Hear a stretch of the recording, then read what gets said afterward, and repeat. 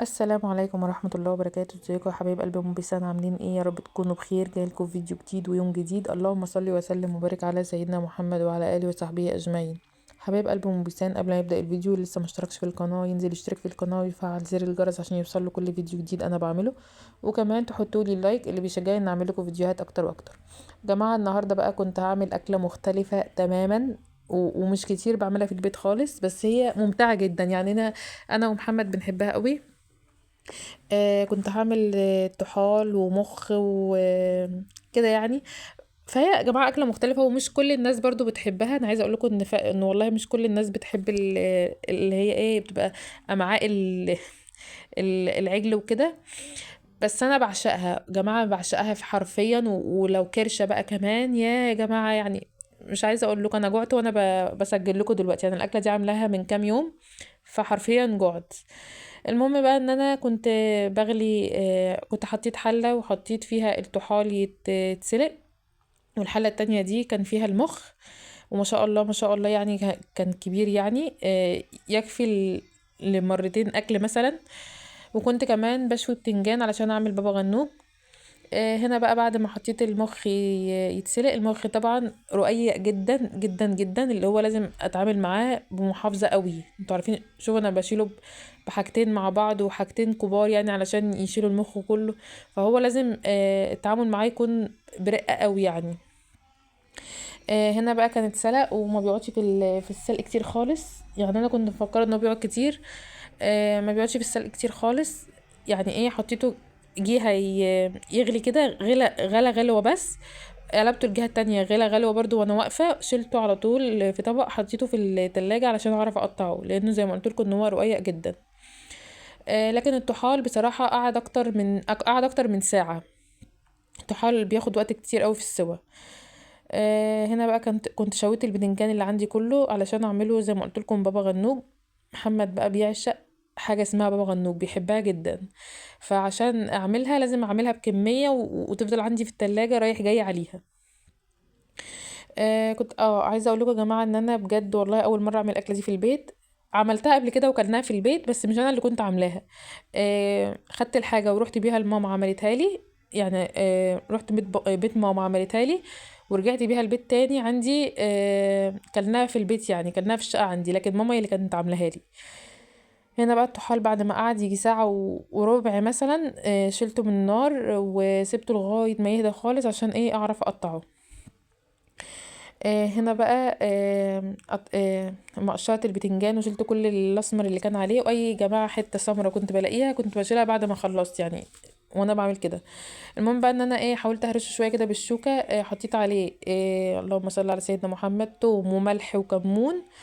ولو عايزه شطه حطي، حريه برضه شخصيه، بس انا ما حطيتش بصراحه. وحطيت ليمون وطحينه بس كده، وهفضل اهرس فيها شويه كده. ولقيت ان الشوكه مش بتهرس كويس، جبت الهراسه بتاعه الفول دي. عايزه اقول لكم برضو ان هي في هرس البتنجان حلوه قوي، حلوه جدا.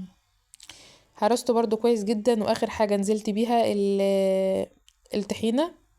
قلبتها برضو شويه كده وخلاص.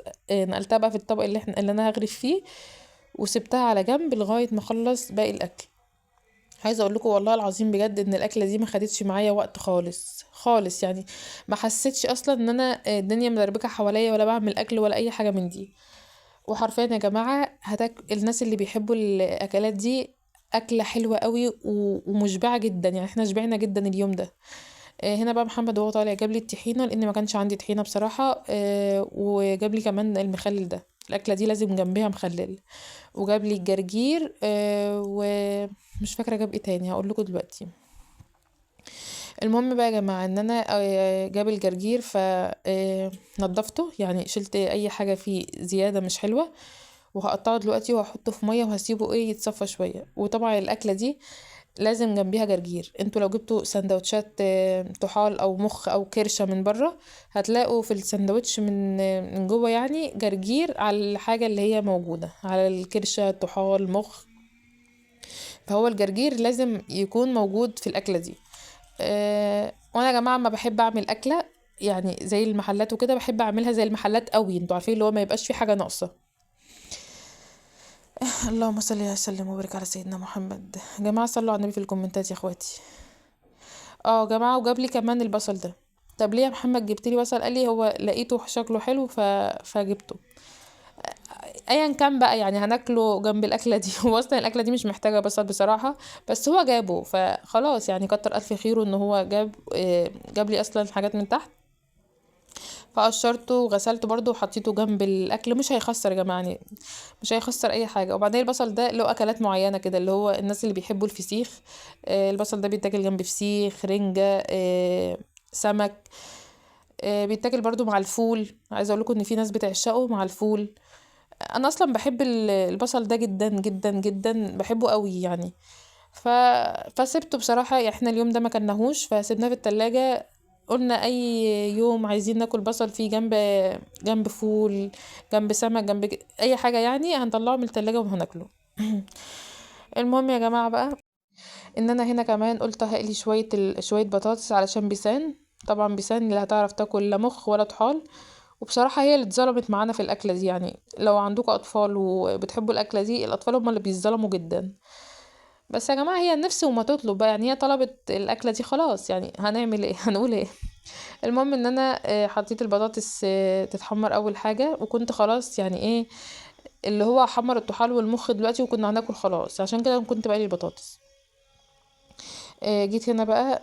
جماعة لو وصلتوا لغاية هنا معايا وانا بقطع الطحال، تكتبولي في الكومنتات تحت احنا معاكي يا مبسان، وتحطولي اللايك، واللي لسه مش مشترك في القناة يشترك في القناة، وتصلوا على النبي في الكومنتات، عايزاكم تصلوا على النبي كتير قوي.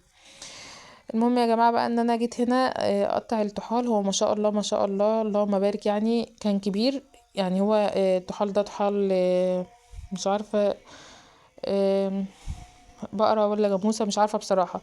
بس هو المهم يعني ان هو كبير جدا ما شاء الله زي ما انتم شايفين.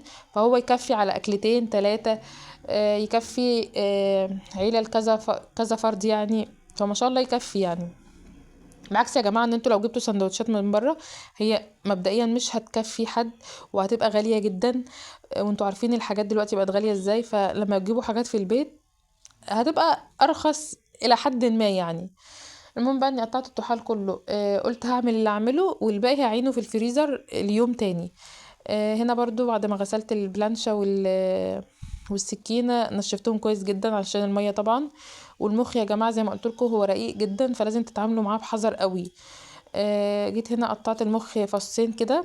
عند برضو الفص اللي انتوا شايفينه في الطبق ده عينته في الفريزر ليوم تاني. وعملت الفص التاني ده قطعته شرايح كده، لان انا هقليه زي ما بتقولوا البانيه. فقطعته ما شاء الله يا جماعه، بصوا الكميه اللي طلعها معايا كبيره جدا وحلوه، يعني تكفي ما شاء الله. هنا بقى كنت هعمل الخلطه اللي هحطها على الطحال وانا بحمره.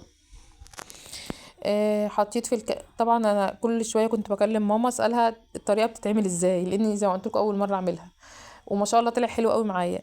قالت لي بقى حطي في الكبه فلفلايه وتوم وملح وكمون وفلفل وشويه ميه، علشان ايه؟ تلحلح الحاجه كده في الكبه. بس يا جماعه يعني هي دي خلطه بسيطه جدا. هنا بقى كنت خلاص هحمر علشان هناكل.